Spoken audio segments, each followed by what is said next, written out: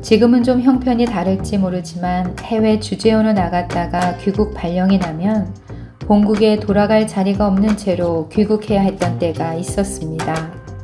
주재원 생활을 잘 마치고 본국에 있는 직장에 복귀한다는 보장이 없던 터라 저희 부부는 그런 이야기는 그저 남의 일이라고만 여기며 살았습니다. 그런데 점점 자라는 아이들을 보니 아이들에게 넓은 세상에서 공부할 기회를 주면 좋겠다는 생각이 들어 다시 이 문제를 놓고 기도하게 되었습니다. 주재원이란 자리는 한정되어 있는데 신청하신 분들이 많기도 하고 사실 여러 조건으로 봐서 남편은 발령 대상과는 거리가 멀었습니다. 하지만 남편보다 직급이 높으신 상사분들도 몇 년째 기다리고 계신데도 불구하고 불가능할 것 같은 일은 이루어졌고 저희는 뉴욕지사 주재원으로 발령을 받게 되었습니다. 미국에 오게 된 것은 참 극적이었습니다. 그런데 그 드라마는 마지막 회가 아니었나 봅니다. 미국 온 지 5개월 되었을 때쯤입니다. 한국 본사의 사장님이 바뀌었다며 귀국 발령을 받게 되었습니다. 미국 생활에 채 적응도 안 된 상태였는데 귀국 발령이 났으니 이 상황을 어찌해야 하는지 참 암담한 마음이었습니다. 당시 저희는 부부 성경 공부에 참석을 하고 있었는데 리더 부부를 비롯한 몇몇 집사님들이 저희와 비슷한 상황으로 이민 생활을 시작하게 되신 것을 알게 되었습니다. 두려움보다 믿음의 선배들이 앞서 걸어간 길을 그대로 걸으면 되겠구나 라는 믿음이 생겼습니다.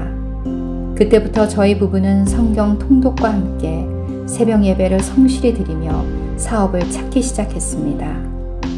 그동안 하나님이 저희 가정에 행하신 일들이 가장 선한 것이었다는 걸 확신했기에 이번 일 또한 저희 기도에 더 크게 응답하실 것이라는 믿음만큼은 결코 흔들리지 않았습니다.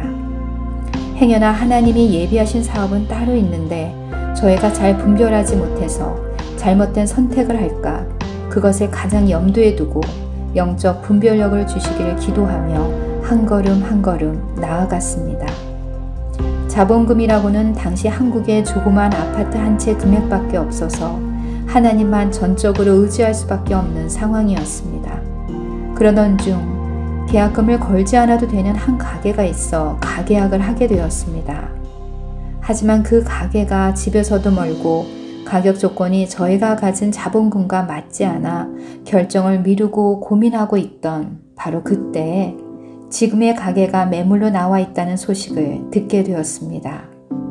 새로운 가게 계약을 위해 가격 조정을 하는 중에 하나님은 셀러의 마음을 움직이셔서 프리미엄을 계속 낮춰주셨고 미처 기도하지도 못한 부분인 좋은 변호사도 만나게 하셔서 클로징하는 과정에서도 예상치 못한 큰 도움을 받게 하셨습니다. 사업을 시작하고 보니 사업 아이템에 따라 위치가 정말 중요하다는 것을 알게 되었습니다. 사업 안목이 전혀 없는 저희를 하나님께서는 무작정 이 사업체로 이끌어 주셨고 하나님이 다 하셨다는 것을 간증할 수 있는 기회로 삼아달라고 기도했던 기도 제목까지도 다 이루어 주셨습니다.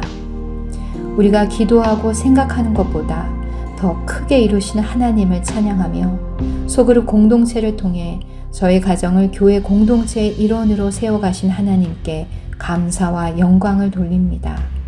또한 믿음의 선배들의 기도와 조언이 얼마나 큰 힘이 되었는지 경험케 하셨으니 저희도 그런 믿음의 선배가 되기를 소망합니다.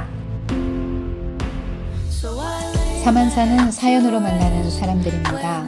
하나님이 행하신 일들을 사연으로 보내주시면 더산 메신저 나레이터 분들의 목소리로 귀한 사연을 공유합니다. 여러분께 행하신 하나님의 일하심을 나누어 주세요. 간증 사연을 보내주실 이메일 주소는 thepsalm2020@gmail.com입니다. 여러분의 많은 관심과 참여 부탁드립니다. 감사합니다.